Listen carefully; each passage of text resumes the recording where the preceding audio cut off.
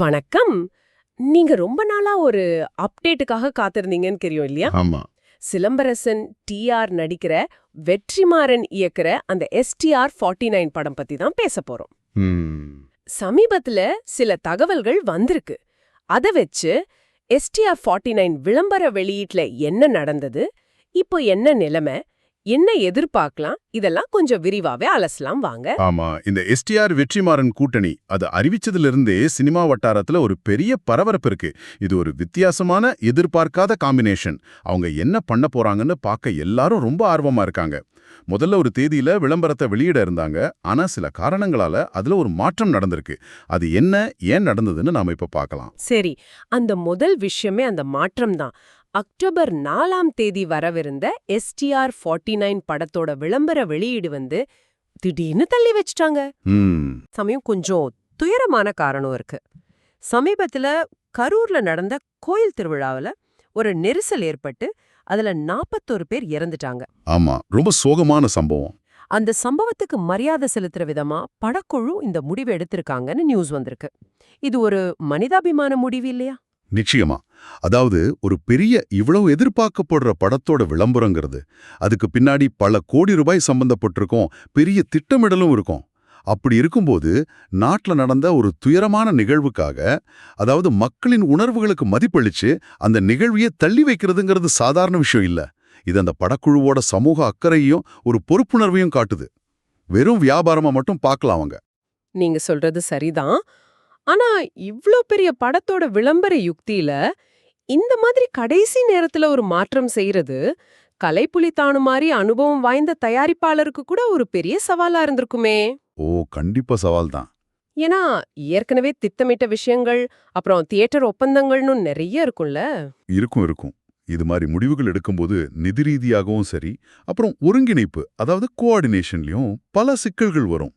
ஆனா சில நேரங்கள்ல இந்த மாதிரி எடுக்கிற முடிவுகள் லாங் ரன்ல படத்துக்கு ஒரு நல்ல பேரை வாங்கி தரும், மக்களோட அனுதாபத்தையும் மதிப்பையும் பெறும். ஒரு விளம்பரத்தை ஒரு வாரம் தள்ளி வெளியிடுறதால ஒருவேளை பெரிய பாதிப்பு வராது. ஆனா மக்களோட உணர்வுகளை மதிக்கலன்னா அது படத்துக்கு நெகட்டிவான தாக்கத்தை கூட ஏற்படுத்தலாம். இந்த விஷயத்துல அவங்க சரியான முடிவு எடுத்திருக்காங்கன்னு தான் எனக்கு தோணுது. சரி, தள்ளி வச்சது ஒரு பக்கம்னா, இப்போ அதுக்கு ஒரு புதிய தேதியும் அறிவிச்சுட்டாங்க. ஆமா. அக்டோபர் 18ஆம் தேதி அந்த விளம்பரத்தை வெளியிட போறதா தகவல். இந்த தேதிக்கு ஒரு ஸ்பெஷல் இருக்கு தெரியுமா? என்னது? அது இந்த படத்தோட இசையமைப்பாளர் அனிருத் ரவிச்சந்திரோட பிறந்த நாள். ஓஹோ. இது ரொம்ப முக்கியம். ஏன்னா இதுதான் அனிருத், சிலம்பரசன், வெற்றிமாறன் இந்த 3 பேரும் முதல் முறையா இணையற படம். அது ஒரு பெரிய விஷயம். இந்த சிறப்பான நாள இன்னும் சிறப்பாக்க அன்றைக்கு விளம்பரத்தை வெளியிட முடிவு செஞ்சிருக்காங்க. தள்ளி போனத ஒரு கொண்டாட்டமா மாத்திட்டாங்க பாருங்க. ஆமா. இது ஒரு நல்ல உத்தி. அதாவது அந்த துயரமான நிகழ்வுக்காக தள்ளி வச்சது ஒரு பக்கம், இப்போ ஒரு கொண்டாட்டமான காரணத்தோட புதிய தேதி அறிவிச்சிருக்காங்க.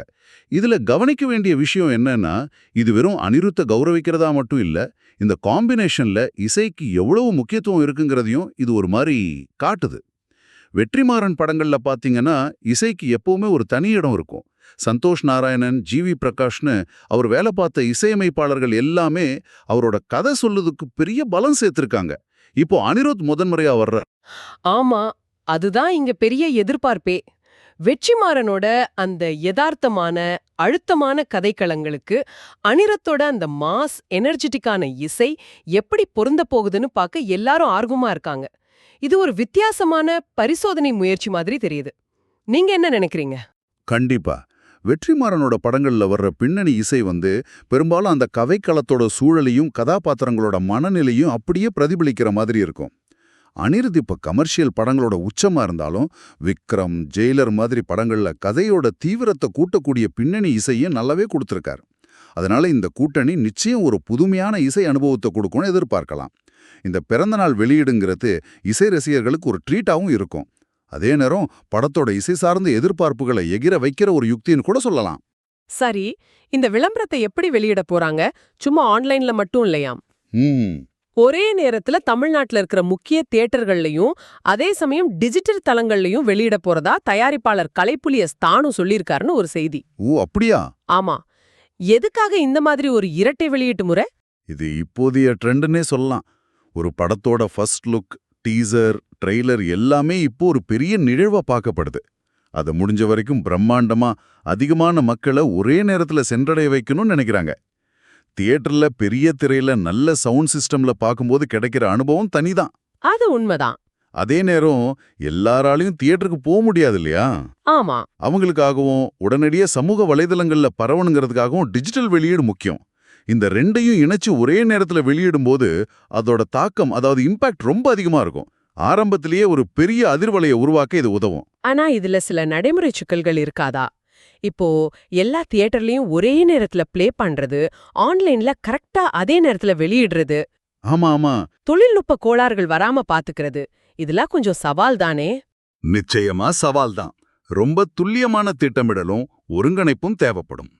தியேட்டர்களுக்கு அந்த டிஜிட்டல் கண்டென்ட்டை சரியான நேரத்துக்கு போய் சேரணும். ஆன்லைன் தளங்கள்ல சரியான நேரத்துல அப்லோட் ஆகி எந்தவித லீக்கும் இல்லாம வெளியாகணும். ஆனா இப்போ இருக்கிற டெக்னாலஜி வளர்ச்சியில இதெல்லாம் சாத்தியம்தான். பெரிய தயாரிப்பு நிறுவனங்கள் இதுக்குன்னே தனி டீம்ஸ் வச்சு வேலை செய்வாங்க. இந்த பிரம்மாண்ட வெளியீடுங்கிறதே படத்தோட மார்க்கெட்டிங்ல ஒரு பகுதியாகிடுச்சு இப்போ.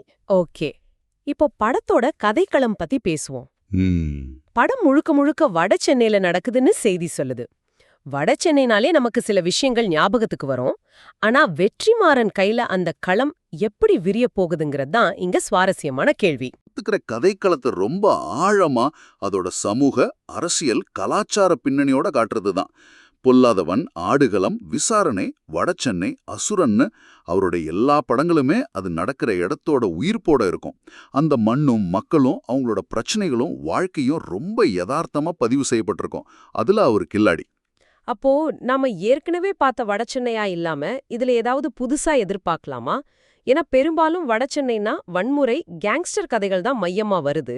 வெற்றிமாறன் அதை தாண்டி வேற என்ன சொல்ல முயற்சி பண்ணுவார்னு நினைக்கிறீங்க? அது ஒரு நல்ல கேள்வி. வெற்றிமாறன் படங்கள்ல வன்முறை ஒரு பகுதியா இருந்தாலும் அது மட்டுமே மையமா இருக்காது. அதுக்கு பின்னாடி இருக்கிற சமூக காரணங்கள், அதிகார அரசியல், மனித உறவுகளோட சிக்கல்கள்னு பல அடுக்குகள் அவர் காட்டுவார். வடசென்னை படமே ஒரு கேங்ஸ்டர் கதையா ஆரம்பிச்சாலும் அது அந்த பகுதியோட வரலாறு, அரசியல், மக்களின் வாழ்க்கை முறைன்னு பல விஷயங்களை தொட்டு பேசுச்சு. அதனால இந்த STR49 படமும் வெறும் ஆக்ஷன் படமா இல்லாம வடசென்னையோட இன்னொரு பரிமாணத்தை, ஒருவேளை இதுவரை அதிகம் பேசப்படாத மக்களின் கதைகளை, அவங்களுடைய அன்றாட போராட்டங்களை, சந்தோஷங்களை, நம்பிக்கைகளை காட்டுறதுக்கான வாய்ப்பு அதிகம் தோணுது. அந்த இடத்தையே ஒரு கதாபாத்திரமா மாத்துறது அவரோட பாணி. இதெல்லாம் கேட்கும்போதே படத்து மேல எதிர்பார்ப்பு இன்னும் அதிகமாகுது. ரசிகர்கள் மத்தியில எப்படி இருக்கு இந்த தாமதம், அப்புறம் இந்த புதிய அறிவிப்புகள் எல்லாம் அவங்க ஆர்வத்தை அதிகமாக்கி இருக்கா? கண்டிப்பா. இந்த தாமதம் முதல்ல ஒரு சின்ன சலசலப்பை ஏற்படுத்தினாலும் இப்போ புதிய தேதி அறிவிச்ச பிறகு எதிர்பார்ப்பு இன்னும் பல மடங்கு உயர்ந்திருக்குன்னு தான் சொல்லணும். முக்கியமா சிலம்பரசனோட தோற்றம் எப்படி இருக்குன்னு பார்க்க எல்லாரும் ரொம்ப ஆர்வமா இருக்காங்க. வெற்றிமாறன் படங்கள்ல ஹீரோக்களோட தோற்றம் ரொம்ப யதார்த்தமா, கதைக்கு பொருத்தமா இருக்கும். ஆமா. தனுஷ், சமுத்திரக்கனி, அமீர்னு எல்லாரையுமே அவர் வித்தியாசமா காட்டியிருக்கார். சிம்புவை அவர் எப்படி பிரசன்ட் பண்ண போறாருங்கிறது பெரிய கேள்விக்குறி. ஆமா, சிம்பு இப்போ வெந்து தணிந்தது காடு, 10 தலான்னு கொஞ்சம் வித்தியாசமான முயற்சிகள் பண்ணிட்டு இருக்கார். வெற்றிமாறன் படத்துல அவர் கதாபாத்திரம் எப்படி இருக்கும், படத்தோட டோன், அதாவது அது எந்த மாதிரி உணர்வை கொடுக்கும், முழுக்க முழுக்க சீரியஸான படமா இல்ல வெற்றிமாறன் படங்களிலேயே கொஞ்சம் கமர்ஷியல் அம்சங்கள் கலந்திருக்குமா, இதெல்லாம் தெரிஞ்சுக்க ரசிகர்கள் ஆவலா இருக்காங்க. இந்த STR வெற்றிமாறன் அனிருத் கூட்டணி மேல ஒரு பெரிய நம்பிக்கை இருக்கு எல்லாருக்கும். உண்மைதான். திரைப்படம் மார்க்கெட்டிங்ல இந்த எதிர்பார்ப்புங்கிறது ஒரு முக்கியமான அங்கம். ரொம்ப பவர்ஃபுல்லான விஷயம். சில சமயம் தாமதங்கள் கூட சரியா கையாளப்பட்டா அது இந்த எதிர்பார்ப்பை இன்னும் தூண்டும். இங்க அதுதான் நடந்திருக்குன்னு நினைக்கிறேன். வெற்றிமாறன் மாதிரி ஒரு தரமான இயக்குனர், நல்ல ஃபார்ம்ல இருக்கிற சிம்பு, உச்சத்துல இருக்கிற அனிருத், இந்த 3 பேரும் சேரும்போது இயல்பாவே படத்துக்கான எதிர்பார்ப்பு அதிகமாகுது. இது வெறும் ஸ்டார் கூட்டணி மட்டும் இல்ல, 3 பேருமே அவங்க துறையில திறமையானவங்க, புதுசா முயற்சி பண்ண தயங்காதவங்க. அதனால ரிசல்ட் இப்படி இருக்குன்னு பார்க்க ஒரு ஆர்வம் இருக்கு. எல்லாம் சரிதான். ஆனா அக்டோபர் 18 தேதி அறிவிச்சிருந்தாலும் அந்த விளம்பரம் எந்தெந்த தியேட்டர்ல வரும், எத்தனை மணிக்கு ஆன்லைன்ல வருங்கிற மாதிரி முழுமையான அதிகாரப்பூர்வ விவரங்கள் இன்னும் படக்குழு தரப்புல இருந்து வரல. ஆமா, அது இன்னும் வரல. செய்தியிலையும் அத சொல்லிருக்காங்க. கூடிய சீக்கிரம் அறிவிப்பாங்கன்னு எதிர்பார்க்கலாம். அது வரைக்கும் நாம கொஞ்சம் காத்திருக்கணும். நீங்களும் காத்திருங்க. அப்டேட்ஸ் வரும்போது நாங்களும் சொல்றோம். ஆமா, அந்த அதிகாரப்பூர்வ அறிவிப்பு வர்ற வரைக்கும் இந்த தகவல்களை நாம ஒரு எதிர்பார்ப்போட பார்க்கலாம். பெரிய படங்கள்ல இந்த மாதிரி ஒவ்வொரு சின்ன அடியையும் ரொம்ப கவனமா எடுத்து வைப்பாங்க. அப்போ இன்னைக்கு நம்ம பார்த்த விஷயங்களை சுருக்கமா சொல்றதா இருந்தா, STR-49 படத்தோட விளம்பர வெளியீடு தள்ளி போனதுக்கு ஒரு மனிதாபிமான காரணம் இருக்கு. கரூர்ல நடந்த அந்த துயரம். ம்.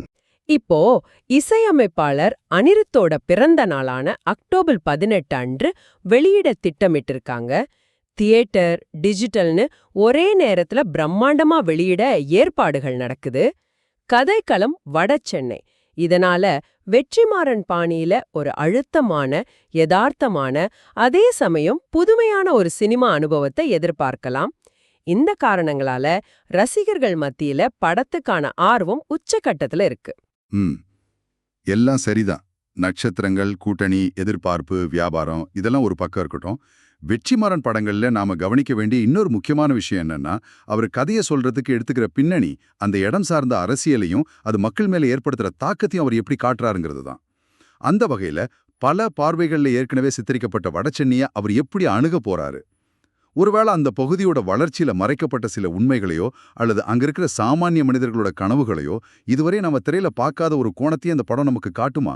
நீங்க இதை பத்தி கொஞ்சம் யோசிச்சு பாருங்களேன். இந்த படம் வெறும் பொழுதுபோக்குக்கு தாண்டி வடசென்னை பத்தின நம்ம புரிதலை மாத்தக்கூடிய ஒரு பதிவா அமையுமா? அது ஒரு முக்கியமான கேள்வியா இருக்கு இப்போதைக்கு.